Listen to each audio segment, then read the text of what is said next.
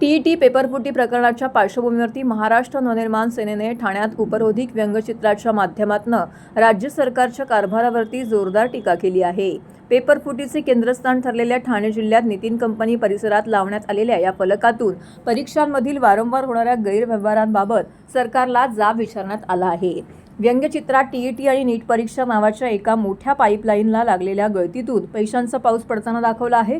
तसेच दुसरीकडे एक राजकारणी मोठ्या परीक्षांमध्ये अशी छोटी लिकेज होत असतात, त्यात काय एवढं असं म्हणत या गंभीर प्रश्नाची खिल्ली उडवताना दिसत आहेत।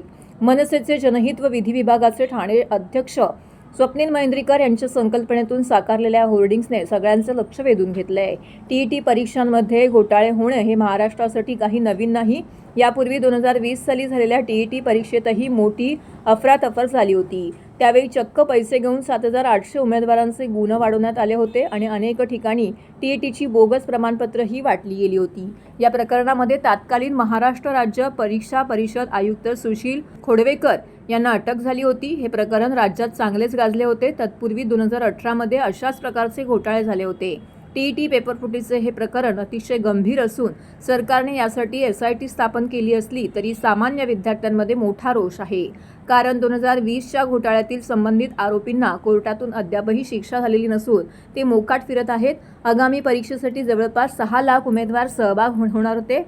या परीक्षेसाठी त्यांनी गेल्या वर्षभरापासून रात्रंदिवस तयारी केली होती। मात्र सरकारच्या अकार्यक्षमतेमुळे पेपर फुटला आणि त्याचा नाहक त्रास प्रामाणिकपणे परीक्षा देणाऱ्या उमेदवारांना भोगावा लागत असल्याची टीका महेंद्रीकर यांनी केली आहे। जी 2 दिवस पहिला ठाणे जिल्ह्यातील भिवंडी या ठिकाणी टीईटीचा पेपर फुटला, तर ही खूपच धक्कादायक गोष्ट आहे। कारण सरकारने ही परीक्षा राबवलेली आणि टीईटीचा जर आपण इतिहास बघाल तर 2020 साली असाच घोटाळा एक टीईटीमध्ये झालेला, जेव्हा 7,800 टीईटी उमेदवारांचे मार्क हे परीक्षेनंतर पैसे घेऊन वाढवण्यात आलेले होते आणि 250 उमेदवार यांना न परीक्षा देताच पास करून सर्टिफिकेट देण्यात आलं होतं। तर जेव्हा 2020 साली एवढा मोठा टीईटी परीक्षेत घोटाळा झालेला, तर मग सरकार काय झोपलेलं का? सरकारने यावेळा जेव्हा परीक्षा घेत होते तेव्हा ती काळजी घेतली पाहिजे होती। कारण जेव्हा ह्या गोष्टी पहिल्याच घडलेल्या आहेत त्याच्यापासून बोध घेणं अपेक्षित होतं, पण सरकारने असं काही केलेलं दिसत नाही आहे। आणि थेट QR कोड असलेले पेपर भिवंडीमध्ये सापडतात, ते पण परप्रांतीय बिहार आणि हरियाणाची लोक येऊन इथे पेपर विकतात। म्हणजे सरकारी यंत्रणा अपयशी ठरलेली आहे आणि सरकारी यंत्रणेमध्ये कुठे ना कुठे याच्यात इन्सायडर लोक म्हणजे आतली लोक इन्व्हॉल्व आहेत। कारण एवढ्या प्रमाणात जर पेपर फुटतो पहिला आणि बाहेर जातो, मग बाहेरची लोक इथे येऊन तो पेपर विकतात, तर ते खूपच भयानक आहे। आणि या संदर्भात जे 2020 साली प्रकरण घडलेलं, तर आजही कोर्टात त्या संदर्भात केस चालू आहे, त्याचा काही निकाल लागला नाही आहे। तर आमची विनंती अशी आहे की ही जी केस आहे आता जे SIT नेमल्यानंतर जे दोषी ठरतील त्यांच्यावर फास्ट ट्रॅक कोर्टामध्ये खटला दाखल करावा आणि तो चालवावा।